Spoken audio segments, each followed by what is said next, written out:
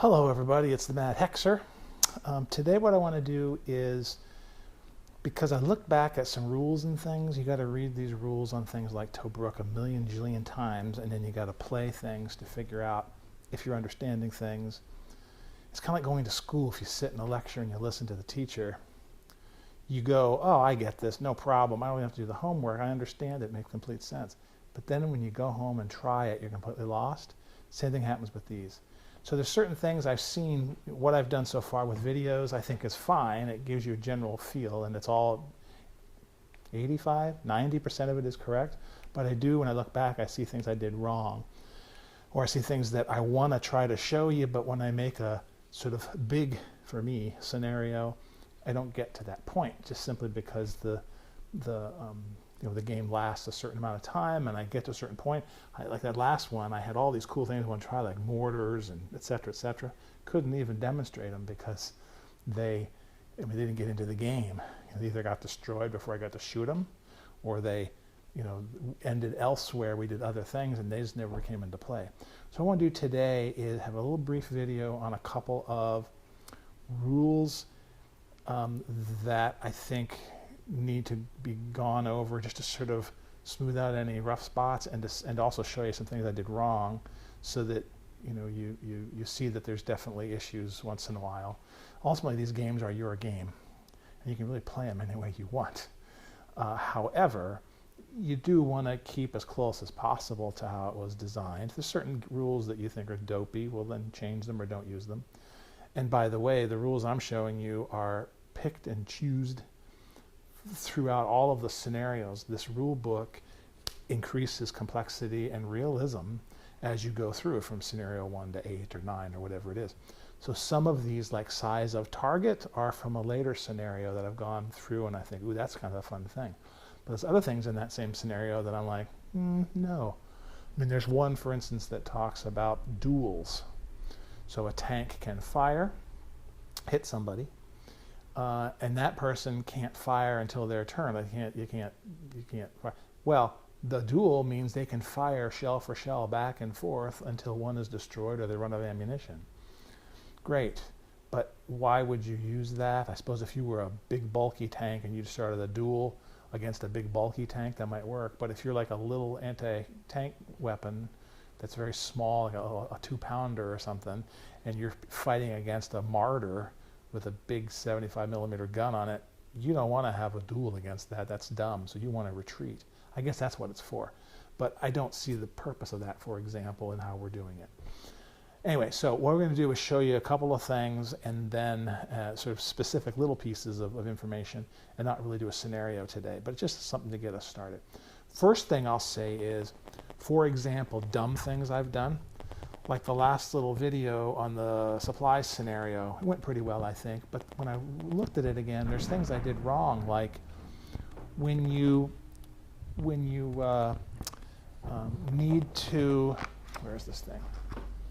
Oh, here they are. When you get a target, I think my target was a Grant, and I was shooting with an 88, and I hit it 1 out of 3 times or something like that. That's all fantastic. I was very pleased about that.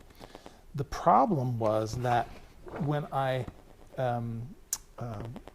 fired, you have to fire and find out the area that you hit down here. Okay, the area that you hit on the AFV, and when I did that, you're supposed to roll 2 die. Notice it's up through 12 up here on the top.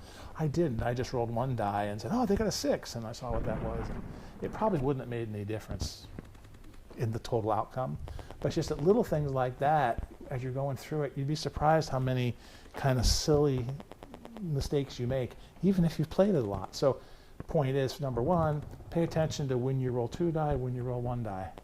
2 dice, and 1 die.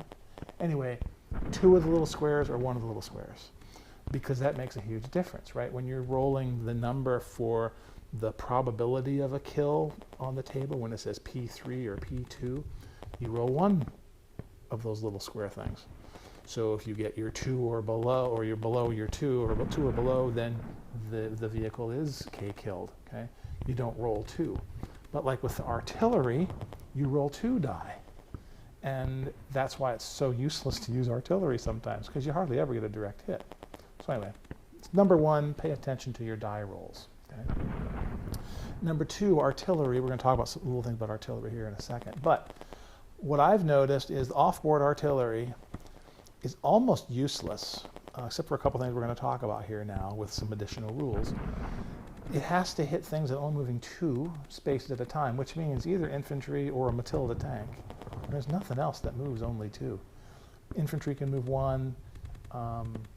Certain conditions, certain tanks will move only 1 position if they're trying to attack some kind of unit.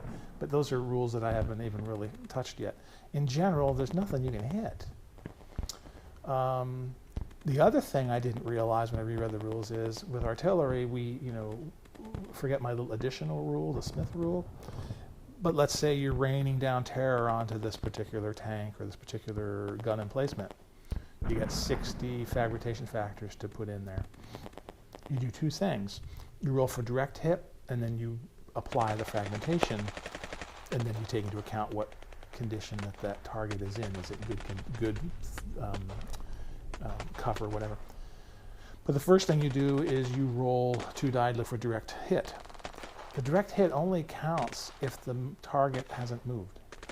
So all the times I've been checking for direct hits when I'm a direct hitting against an infantry unit that's gone 2 hexes, I can't even apply a direct hit on them. The direct hits are only going to be rolled for when the target you're looking at is not moving, which means they're only useful for really emplacements. If something is stalled and isn't moving, if something is, say, unhooking their piece of artillery, like a tank or something, or a truck that's carrying artillery, that's when you can use those. But even that wouldn't make sense, because that means they move for, X number of moves. They can't be targeted. Once they stop to unload their weapon, okay, I'm going to target them now because they're not moving. But you have to assume they're going to stay right there and not move at all. Then you got to wait 3 more turns until you can actually hit them. So anyway, artillery, still kind of feeling out parts of that. But there's some nuances that I didn't even know that might make a difference when you play. Okay? So those are 2 things, just in general. All right? So now what I want to do is demonstrate a couple of things with some counters and some new things that are cool, like smoke and Stuka attacks. And talk a little bit, kind of clarify some attack kinds of things. So let's set some of these things up. Okay, so first thing we're going to do is look at mortars and look at how they're used. Okay, we never really got to mortars at all. Remember that a mortar has to be crew utilized, and then you figure out how much crew takes for that mortar, etc., etc. In this case, this is a little British 3-inch mortar, and a 3-inch mortar, it says take 6 guys, so you'd make sure this crew was figured out on your unit to knock out, so you only had 6 guys left, etc., etc. Okay? Now, when you are attacking, let's say they're attacking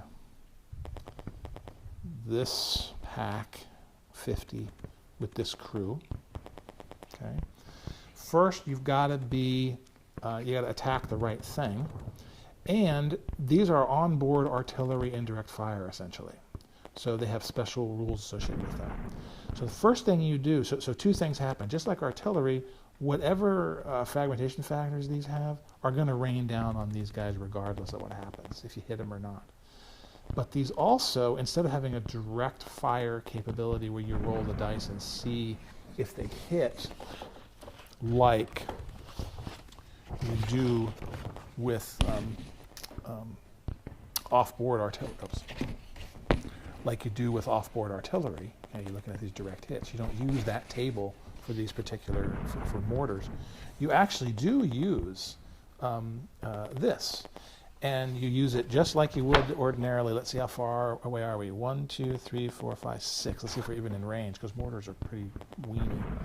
It's a 3-inch mortar. Here's that thing where it says you can't fire once, you got to fire after you've seen them once. We're going to pretend we've seen them. And they only get 1 shot, 1 set of die roll. And you can see once you get out to 5 or 6, you got to get 9s or better. It's kind of a hard thing to do one shot. So let's move them a little closer just for our sake of argument. Let's go 1, 2, 3, 4. What does a 4 move look like with a 3-inch 4? 8 or better. Okay, let's just assume. Problem is too, they're firing against a tiny little target, so you got to add something to that. So then you have to go to our table that talks about differences of additions. It's a pack 50 and a pack 50. Where'd she go? A pack 50 is a +2. So really, you got to be within a couple of hexes in order to really do any kind of damage. So let's do that. Let's just cheat and put them, say, over here. They are literally 2 hexes away, all right? And then they're going to fire on them.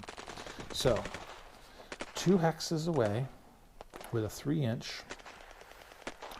You got to get a 7 or better, but they're shooting at a tiny target, so it's 9 or better, and they get 1 shot to do it. So we're going to go ahead and do this. I won't lie, got a 7, okay? But let's pretend, let's just pretend we got our 9. Okay, so we've hit these guys with that mortar. Now what happens? Okay, well, what happens is you got a direct hit. Okay, or you hit on the table. You actually got your 9 or better. Okay, that means you hit them. That means you made a direct hit. So what does that mean for that crew? That's when you got to go back and figure out what does a direct hit with a mortar entail. So you go into the rule book and you look at find the area on mortars, which is here, down here, and you look at the direct hits, and you look at if you're shooting a light or a medium mortar. So let's pretend like we got our 9, we rolled our 9, so we actually got a direct hit. So it's a medium mortar is a 3, the 3-inch one's a medium mortar, and you look and you go, my target in this case is, there's personnel there because there's a crew. So what's it going to do? It's going to reduce their good cover to stationary. Remember, personnel manning a gun like that are in good cover automatically. So you're going to reduce that to stationary. So that's going to make it easier to hit them. What about the actual piece of the actual weaponry? Well, crude weapon units, if you did a direct hit, you would have F kill, meaning the thing can't fire anymore, so it's kind of useless. So that would have been a real devastating thing. But you do 2 things. You look at the direct hit, and then you also look at the fragmentation. Now in this case, in our little instance, you actually F killed, so that the unit, the artillery piece, the pack is dead. It can't be used anymore. However, you need to find out what you did to the crew as well. Fragmentation applies regardless. So you look back and you go, how much fragmentation does a 3-inch mortar do? Oops. How much fragmentation does a 3-inch mortar do? You come down here and you go, fragmentation's 22. So you would apply 22 to a group that was, remember, in good, but it says that when you get a direct hit, they go to stationary. So you would roll and see what you got there. Roll your 1 dice, you got a 3, and a 3 in this case is a 1. So you go back and you'd say, okay, this crew, 1 guy got injured or killed or whatever. Okay, but the pack in our case also is no fire. Now, if we had done and rolled, and we're supposed to get a 9 when we roll, and we're shooting this mortar onto this guy, we roll, and wouldn't you know it, now I get a 10. You roll and you get a 5. Okay, that means you missed because you had to get a 9 or better based on the hit table. Okay, what does that mean? It means you didn't get a direct hit, so you're not going to move anything around in these conditions, but you still are going to have the fragmentation effects hit that crew or hit that particular gun. Okay, so the crew would still get 22 units, fragmentation units against it, but it would be 22 against good. So you would roll, and if you notice, if you get a 4, 5, or 6 to have any damage at all, just for completeness, we'll roll a 6. So they'd have gotten 1 one guy would have been killed. So in either case, in that case, they both would have had sustained the same problems, the same injuries. However, so mortars, you got to be in range because they're kind of weeny. You got to be in range. Depending on what you're shooting, you got to take into account the size of the target. You are going to use the to hit table to figure out if you made a direct hit based on your die you roll. In addition, though, you're going to always add whatever the fragmentation effect is, regardless if you hit them or not. Okay? So that makes a difference. And if you did fragmentation like we did now, let's say we missed, but we still applied our fragmentation, what happens to that little anti-tank gun? There was no direct hit, so you don't use this side, you go over here. If you look at fragmentation, as per the casualty table, so we would have been in good. AFVs, no effect, except if you're a martyr. Non-vehicles, see non-AFV chart, that's if you hit a truck or something. Crude weapon unit, no effect, so that's a crude weapon unit. So that pack would have no effect with fragmentation, which kind of makes sense. Okay. So anyway, that's how mortars work, and I feel bad that we didn't get a chance to do that. So that's how mortars actually do their thing. They got to be close, they're indirect, you got to wait one turn to hit something, but when you do, fragmentation are always applied. If you hit or miss, it's going to be whether you get a direct hit or not. Okay, so that is something that we didn't go over, and I think it's important. It's important to do that. Okay. Now, another thing about artillery, which is cool, offboard artillery, and I haven't used this yet, but it might be kind of cool. Later on in the scenarios, they apply a forward observer. And it means you got to have a forward observer. This represents one guy who is a spotter. He has to be within 40 hexes of a target in order for the offboard artillery to actually fire on that target. And if this guy gets killed, then that offboard artillery can't fire anymore because it has nobody looking forward. This guy can also, and 40 hexes is a long way, but it also is kind of cool. It means that, in the way I've been playing it, artillery has absolutely free reign to blast anything out of the water. It doesn't make any difference. But now with this, you're actually saying, okay, you actually need to have this guy within 40 hexes. Now 40 hexes is a lot. If you're playing with multiple map boards, you'll get to 40. But anyway, so having a forward observer, I'm going to try that next time because that's actually going to make it a little more interesting. The other cool thing is he has to have an unrestricted line of sight. So if his line of sight on this tank and crew, I won't say this crew, on this crew is open and he's within 40 hexes, then he can sight on them and tell the artillery, okay, blast away at hex P32, okay, whatever it is. Fantastic. However, if there is something in between him, like in his line of sight, like a wreck, like smoke, then he can't fire. So if you went through like this and you crossed through this hex, you could not fire on him. Your forward observer couldn't see those people. So that's kind of a neat addition that I think is kind of cool. So I'm going to try these forward guys. I think that would be kind of fun to try. Okay. So forward observers, something neat to try. Another cool thing that I didn't know about is smoke. So there's certain units, artillery, indirect fire, that can fire smoke. And they wrote right down the thing which guys can do it. Like in the British, anything onboard artillery tanks can fire smoke. So that means your Panzer IVe, and that means your Crusader CS. And then offboard artillery can all be considered to fire smoke. And smoke is really dopey. What's it for? I mean, it just means that you have smoke. Let's say you have this tank here, and then you put smoke here. It would be automatically when you say I've had my artillery, I've directed towards that hex. You fire and you apply smoke. So what that means, though, is unlike in previous examples where we've had a wreck, and if you go line of sight goes through a wreck, you got to add 1 to your to-hit table. If you go through smoke with your line of fire, here's a British, well, we'll just say well, this is a German gun, but and it's a German tank. Let's just say it works. If he wants to fire on this and there's smoke, he cannot fire. He cannot fire at all. He is completely obscured from that. Usually this would be probably within the hex that you're shooting for. The smoke shot doesn't hurt whatever's in there. All it does is provide smoke. So if you're going to shoot into that hex, you can't. They can't shoot out of it, however. Okay? But I suspect that there was smoke somewhere in between. You also couldn't hit that target, because if you do your line of sight through smoke, bam, you're completely obscured. You cannot fire this guy through here. All right?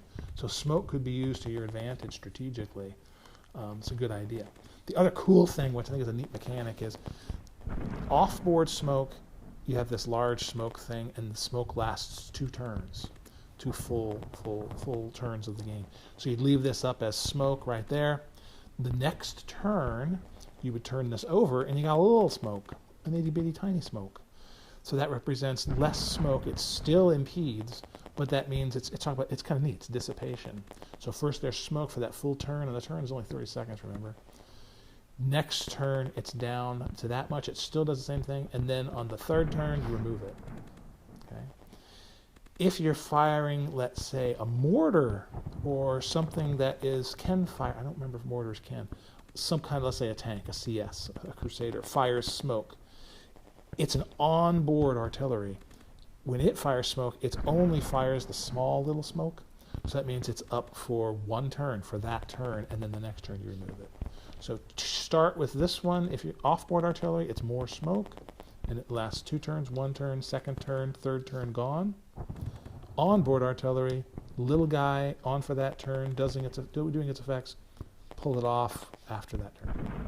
So smoke is I'm gonna explore smoke and see if smoke has any kind of cool effect. I think that's a kind of a neat idea. I'm interested to try that. Absolutely. Okay. Other thing, I have been for a while automatically taking units and putting them on a tank and saying they are being transported. And I couldn't find anything in the rules that talked about that. You see pictures of guys being transported on tanks all the time. But I thought there's got to be something in the rules about that, but I couldn't find it. Well, the other day I'm reading further, and I found rules on the end of a scenario that are sort of I should have read further. They'd finished with the rules, then they have optional rules. And I usually just ignore those because they add more complexity, and I'm scared. But this is really cool. It turns out I just did this on my own, but it turns out I wasn't crazy. They allow for up to 11 guys, which is one of these infantry units, to ride on a tank. And that's cool because that means, especially if you're riding on something that's only moving 2, that means that is a target for off-board artillery, for example, or for mortars or whatever, because that way you could actually harm the guys that are riding on top of the tank. I said artillery is only good against infantry that's walking along, plodding along, that's going to only go 1 or 2. Well, also, if the tank that they're riding on is only going 2, they're also a target. So that's kind of neat. And this one goes 3, I know, but pretend it goes 2. So that's kind of a cool thing. You can, and this is neat, because you can get them up, and then they load and unload kind of just like an infantry piece. So you have to stop, you'd have to unload for a turn, and then and this guy couldn't do anything, and then you move on. So anyway, so you can ride on top of tanks. So I think that's kind of fun. That makes it you don't have to be in a truck, for example. Okay. This one is super cool because I'm an airplane nut, ordinarily.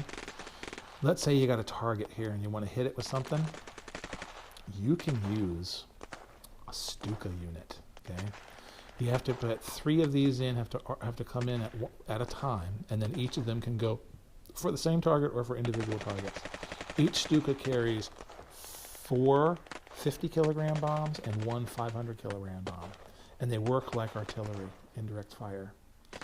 But they're really cool. They move 26 moves in 1 turn, and you got to move all 26 turns because it's an airplane flying. It can't stop. It has to move all 26 turns. However, it takes 20 of their turns for their dive into the target. So that means you have to be in a certain location, and let's see, 1, 2, 3, 4, 5, 6. So let's say you're over here and you're starting on your turn. You go 1, 2, 3, 4, 5, I guess maybe 6. Let's pretend 6 turns. Then you go on to your target and you dive for your last 20. And then what you do for hits, you don't roll die or anything. You're just diving on that thing. And if you look at the artillery table, you can see that there's 50 and 500 kilogram bombs. Okay? You roll for direct hit, so again 2, and you roll them individually. So if this Stuka is unloading 450 kilograms, they got to roll die 4 times to see if they get a direct hit by any of them. So let's just see. Snake Eyes, nope, that's a 9. Nope, that's a 7. Nope, that's an 8. Nope, that's a 9, or sorry, a 10. Then they're 500 kilogram. Let's just see what happens. Nope. So they didn't make any direct hits at all on this, but the fragmentation goes. But the fragmentation on the 500 and the 50 kilogram is 40. So you could apply, you know, that would be 50 times 40, it'd be 40 times 5, which whatever that is, 0, 4 times 5, that's 200. That's a lot of fragmentations onto a target. And then you have to work that out on this. Have it be, you know, 100 here and then 100 more. That's how you would do it. But you can see if you get up to this many fragmentations, good Lord, you can cause some serious problems, even in something in good cover. All right, so those are going to be fun to play with. I can't wait to try that. That'll be kind of cool. Now, in addition to that, and why I brought this little guy out, that you can't see because my hand is in the way. Someday I'll become a great, when I get 18 million subscribers, I'll get equipment that will make this easier. You have anti-aircraft gun. The British have a Bofors gun. This thing has incredibly fast rate of fire. It's good for anti-tank, anti-personnel, but it's really an anti-aircraft gun. Wherever it's stationed, if a Stuka flies within 5 hexes, you can fire your Bofors at it. And you fire it, you can only fire at a particular Stuka once in the turn, but you can fire anywhere along here as long as he's within 5 of where your point is. So let's say he's back here somewhere, 1, 2, 3, 4, 5, 6, 7. He's still far away, but he starts moving to do his dive. 1, 2, 1, 2, 3, 4, 5. He can fire him right there. 3, 4, 5, 6. Let's pretend. So he is now within range. So before the Stuka continues on, you say, okay, I'm going to use my Bofors and shoot at this guy. To do the roll, you roll 1 dice, and it is, or 1 die, one of these squares, and you get a 2 or a 4, you hit the Stuka. So let's see what happens. I got a 2. 2 means the Stuka's gone. So the Stuka then goes off, does not complete because it gets shot down. And that's actually pretty accurate, because these things were a lot of lead being shot up at these things, and these things wouldn't be that high when they start their dive. So that's actually pretty realistic. And I'm assuming it's roll 1 of these, because when I read the rules, you can help me out here maybe. If anybody ever watches this, you can help me out. It says here,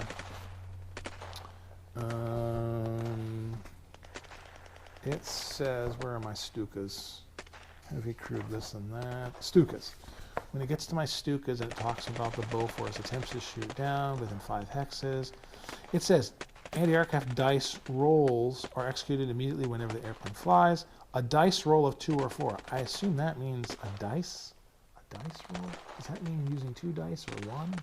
I got to figure out what the plural of dice is, or what dice is. So either this is 1 or 2. I'll find out. I'm really not quite sure. I think it'd be cooler if there's only 1 of these, because then it's a little more wicked. You actually have a chance of hitting it. So anyway, but that's how Stukas work and how anti-aircraft works. So that's a cool addition that I definitely want to play with. Absolutely. So that's kind of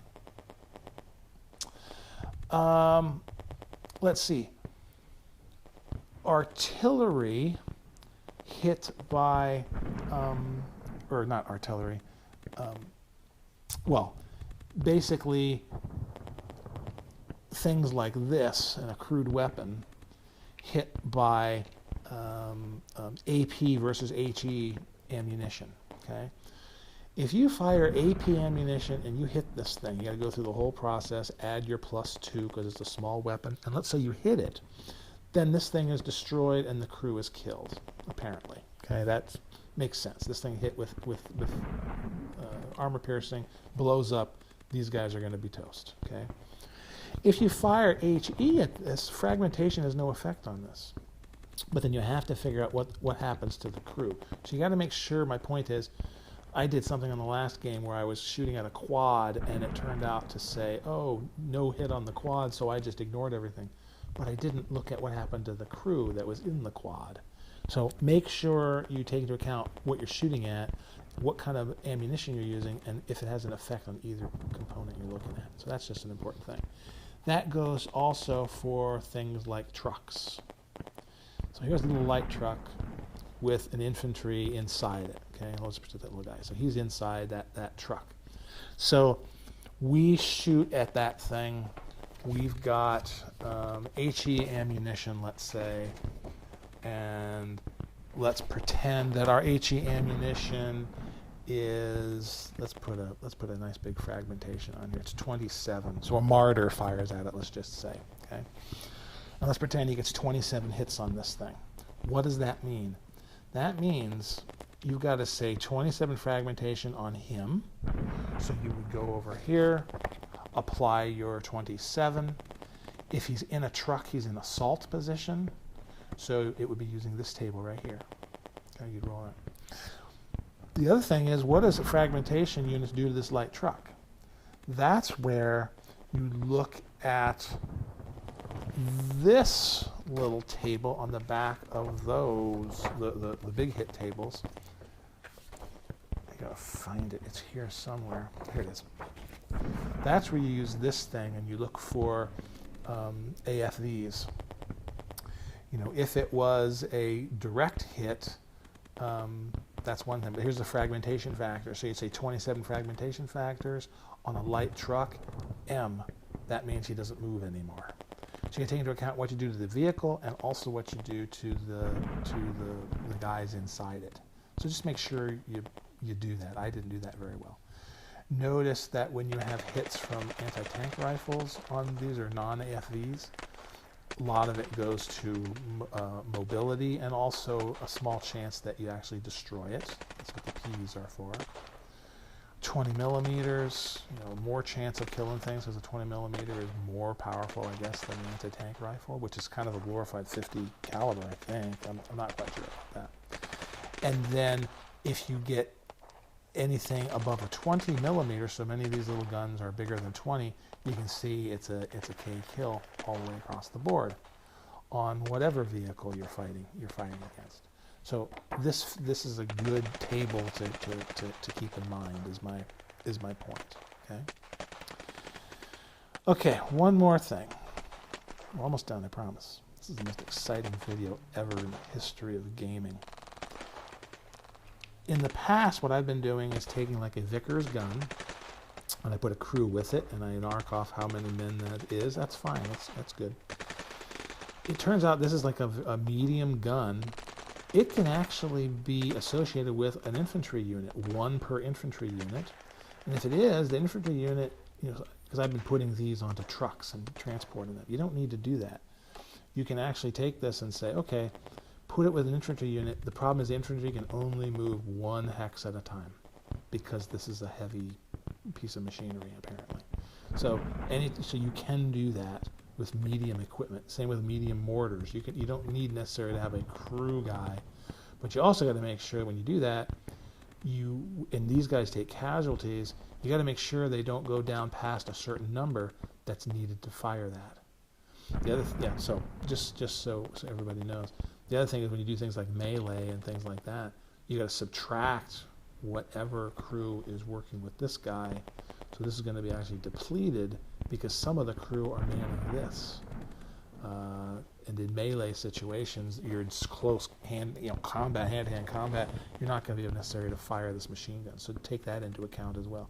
Point is, you don't necessarily need a crew counter for a medium gun. You need these for artillery pieces for sure, but maybe not for some other lighter things. Okay. The other thing to think about is you got to light something. Like this is a light anti-tank rifle. Turns out you can have each of these guys carry one of these. So this has 10 people in it. You could have 10 of these. Each of these guys could carry this. Now, they couldn't then do other things like have normal firepower when they're being attacked. They could only be using that. But you could technically have 10 anti-tank rifles with a unit. Or you could carry 3 with the unit, and it doesn't harm how fast they move. But it just means that the guys carrying that have to be subtracted from melee fire or from fire onto another infantry unit, because that means those 3 guys are manning this. They're not manning their own Thompsons or their own Enfields, whatever they're using. Okay, so that's sort of an important thing to think about. Okay, so I hope this wasn't completely boring. It was a little boring, that's okay. I'm a teacher by trade. Sometimes you have boring lectures. But what I want to do is set up another scenario or something next time, or maybe play through an actual scenario that they give us. I just don't, because they're 40 turns, 30 turns, 20 turns, and it's little old me playing by myself. And so a set of turns much above 6 or 8 or something like that is going to be very difficult to do, especially in the amount of time needed. So this is just a sort of do some housekeeping to figure out some of these things special. But I want to throw in smoke next time. I want to throw in forward observers. I want to bring some Stukas involved. In fact, they should be able to bring in things like bow fighters and hurricanes and stuff like that for the British, but I'll have to play around with that. Maybe they don't fit into the time span of this particular set of battles. I'm not sure. I have to do some history look on that, which is cool. That's why these games are fun. You got to look up the history. You learn stuff playing these games. You're not just playing some stupid doofusy game. You're actually learning stuff, which is cool. You have narrative, which I get into and get excited if you haven't known already. You learn history. You learn how these things work. Again, I'm not a tank guy at all, but now I'm really interested in them because I'm learning the different components and how they work, and it's neat how different guns, what they did. We haven't even used, the Germans have a special kind of round that certain tanks can fire, and they can fire them at like Matilda tanks and Valentine tanks, I think. But they're a kind of round that penetrates and they're wicked. It's fun to try those. And the last rule I want to do at some point, which I think would be cool, but I got to figure out how to do it with my limited steps, limited number of turns I do, is another thing later in the rule book, which would be really cool, is limited ammunition. So I'm shooting these things assuming that I got so much ammunition. I can do anything I want, blast that away, who cares? I can keep shooting at this target. If I keep missing it, it doesn't make any bit of difference to me. But if my tank only has 13 rounds, or my gun only has 20 rounds, and I keep track, and it's another piece of bookkeeping, but I keep track of what I've fired.